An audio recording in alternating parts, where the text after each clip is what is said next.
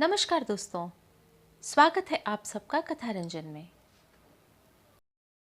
महाभारत की आज की कहानी है अर्जुन का वनवास।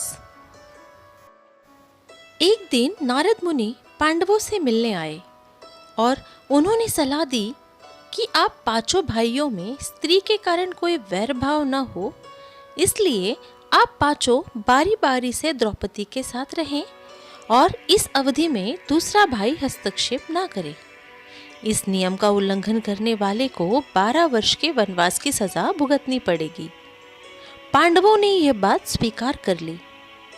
इंद्रप्रस्थ में सब कुछ ठीक और शांतिपूर्ण चल रहा था कि अचानक एक घटना घटित हुई।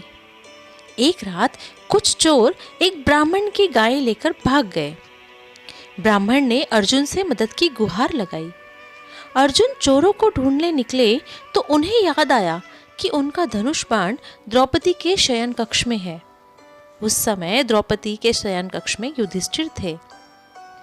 वे जानते थे कि कक्ष में जाने पर उन्हें 12 साल का वनवास भुगतना होगा, लेकिन ब्राह्मण की सहायता करने के लिए उन्होंने कक्ष में जाने का निर्णय लिया और वहां जाकर अपने धनुष बाण ले आए। ब्राह्मण की गायें वापस लाने के बाद अर्जुन वनवास पर चले गए। वनवास के दौरान अर्जुन घने जंगलों, तीर्थों से होते हुए गंगा द्वार यानी हरिद्वार पहुंचे। वे वहीं रहकर ऋषि मुनियों और ब्राह्मणों आदि की संगत में यज्ञ जप आदि करने लगे। एक दिन जब अर्जुन यज्ञ कर रहे थे तो वहां एक दिव्य सुंदरी प्रकट हुई। अर्जुन को देखते ही वह उन पर मुग्ध हो गई। वह सुंदरी नागराज की कन्या उलूपी थी।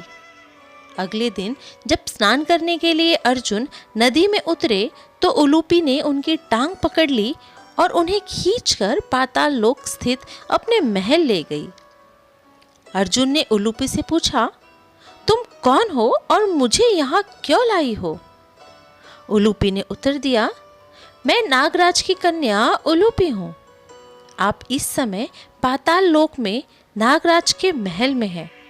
मैं आपसे विवाह करना चाहती हूँ और आप यहाँ से तभी वापस जा सकते हैं जब आप मेरा प्रस्ताव स्वीकार करेंगे। अर्जुन के पास उसका प्रस्ताव स्वीकार करने के अलावा कोई दूसरा विकल्प नहीं था, इसलिए अर्जुन ने उलूपी का प्रस्ताव स्वीकार कर लिया और दोनों का विवाह हो गया। कुछ समय बाद उलूपी ने एक पुत्र को जन्म दिया। उसका नाम इरावन रखा गया। अब अर्जुन वापस जाना चाहते थे, इसलिए उलूपी उन्हें वापस हरिद्वार छोड़ आई। उलूपी ने लौटते समय उन्हें एक वरदान दिया, आज से सभी जलचर आपको अपना मित्र मानेंगे और पानी में आकर आप अदृश्य हो जाएंगे। कुछ समय बाद अर्जुन ने हरिद्वार से प्रस्थान किया और मार्ग में पड़ने वाले सभी तीर्थों की यात्रा करते हुए मणिपुर पहुंचे।